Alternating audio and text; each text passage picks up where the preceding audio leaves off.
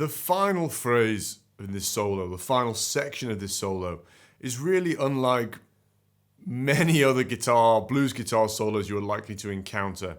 It's totally different. We move away from a single note line into these kind of series of, you could think of them as maybe double stops or dyads, which is essentially sort of a two-note chord combining notes on different strings. So it's this kind of series of double stops or dyads that move up the fretboard, starting from a lower position and then up to kind of where we started and where we've been focused for the majority of this solo.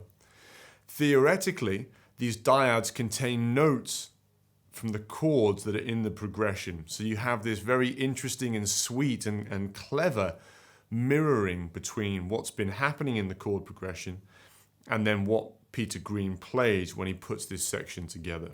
Sounds and looks like this.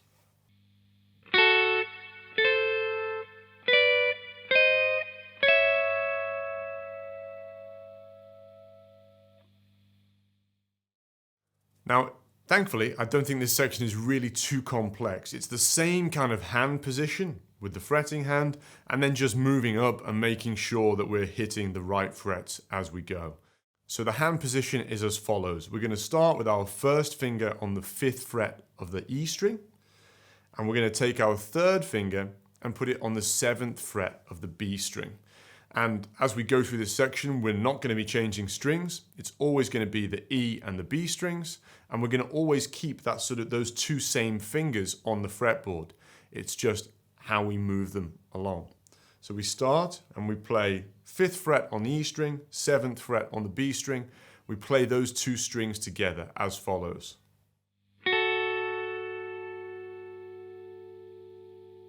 We then move up, so keeping the same hand position but moving it up here to the 8th fret on the E string and the 10th fret on the B string.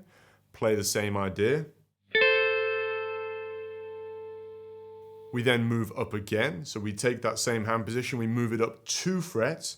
So now the first finger is on the 10th fret of the E string, the 3rd finger is on the 12th fret of the B string, and we now play actually a succession of 3 of these little ideas in each time ascending by 1 fret, like this.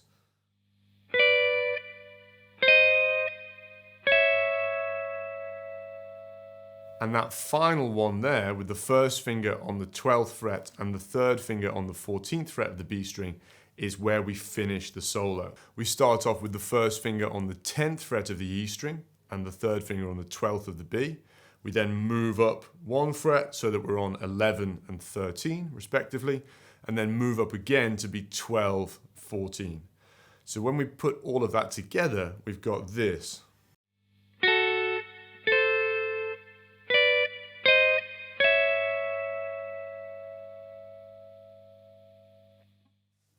Couple of key technical points to think about as we play this section. Number 1 is delicacy with the picking hand. If you play these harshly together and you hit them as you would, say, a power chord, it's going to sound really bad. You have to be very delicate and just sort of play these 2 strings very softly.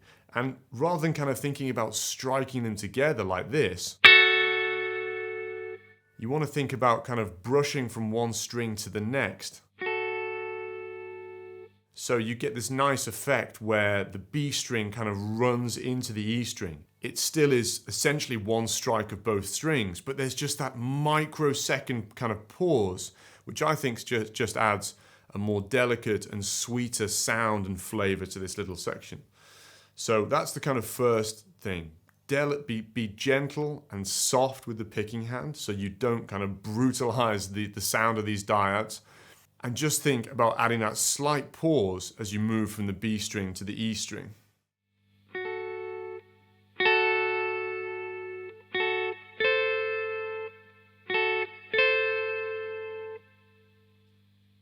Now, the second key thing is that you're going to have to get this picking hand involved to dampen the sound of each of these dyads as you move between them. So what you don't want is the sound of the previous dyad ringing out as you move then to the next one. You will get a lot of string handling noise and you'll get this muddy sound. as the previous sort of double stop or dyad then runs into the next one. So you have to be very careful with keeping them clipped. And the way to do that is with the picking hand, making sure that after you play each one, a little bit of your hand is just dropping onto the string to kind of create that clipped sound. So if we put it together, or if I show you what the difference between how that would look, first without the kind of clipping, and then with the clipping, hopefully you'll hear and see the difference. So first without.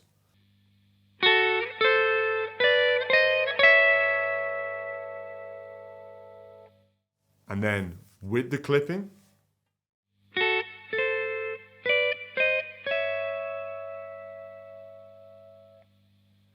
So you just get that altogether kind of smoother, sweeter sound when you take that approach. Will take a little bit of time because you've got the jumps happening with the fretting hand as you move between those different double stop ideas or dyads, and you've got the picking hand having to drop in and sort of cut things as well. So there's a lot going on, and it's, you know, deceptively challenging in some ways, but thankfully the position of the fretting hand, as I mentioned, remains the same. Now, if we put all of that together, so this section with everything that we've played so far, we have the entire solo, and well done for making it to this point, because there's a lot going on.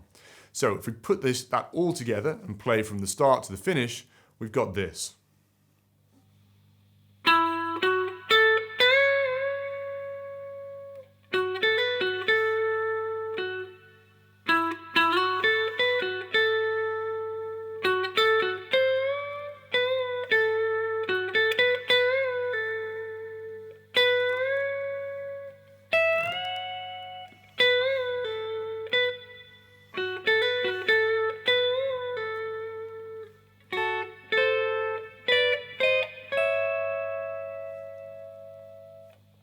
One more time.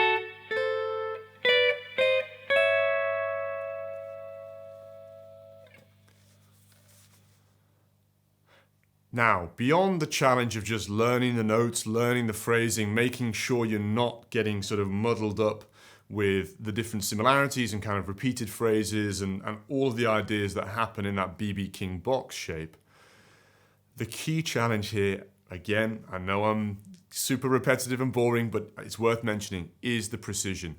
String handling noise throughout this solo, so hearing, you know, the bends clip other strings or hearing notes bleed into one another, all these little subtleties will make a big difference to the quality of your solo. You know, it is challenging, but you've got to think about cutting the bends where they need to be cut, using, you know, vibrato where on those notes that are held, and making sure that everything is clipped when it's supposed to be, so that you don't have those kind of muddy phrases or those what should be clean and precise phrases becoming muddy. It should all be kind of ringing out individually in that very clean and precise way. So give that a go, piece it, get to grips first with this final phrase, and then walk back and piece the whole solo together from start to finish. And as you do so, continue thinking about those key elements that I've spoken about. Dynamics, vibrato, quality and pitch of the bends, all those little subtleties. When you're ready, try and then solo first along to the actual track, so you can use kind of Peter Green's guitar to guide you, and you can get a really solid idea of his phrasing and what's going on there. And then if you're up for the challenge, try playing along to the backing track, where you will be the one, you know, driving the car here, and you'll be the one adding the phrases in, and you'll have to use your ear to guide you as to when you should play, when you should hold back. That is quite challenging because there is a lot of space between the phrases. You know, you don't have an upbeat backing track to kind of pull you along. It's very much play a phrase, breathe, then go to the next phrase. And I sometimes think of that as trying to ride a bike slowly. You know, when you're playing fast and technically it's difficult because riding a bike fast and sustaining that for a long period of time is challenging. But if you've ever tried to ride a bike very, very slowly or sort of stay on a bike, you know, when you're at traffic lights or whatever, there's a technical challenge there as well. Playing slowly is challenging because you're having to listen to the track and establish that sense of rhythm. So playing along first to the actual track and then to the backing track is an amazing exercise for building up all those skills and rhythm and timing skills and the ability to play in a musical context. Now, if you've got any questions about any of that, any questions about the content of the solo, anything else at all I can help you with, please do let me know. I am always around and happy to help. Otherwise, good luck. Have an amazing time piecing this together, playing it, jamming with the backing track. And when you're ready to do so, head over to the final lesson of this course where we'll look at improvisation approaches and how you can play and improvise over this same backing track. See you over there.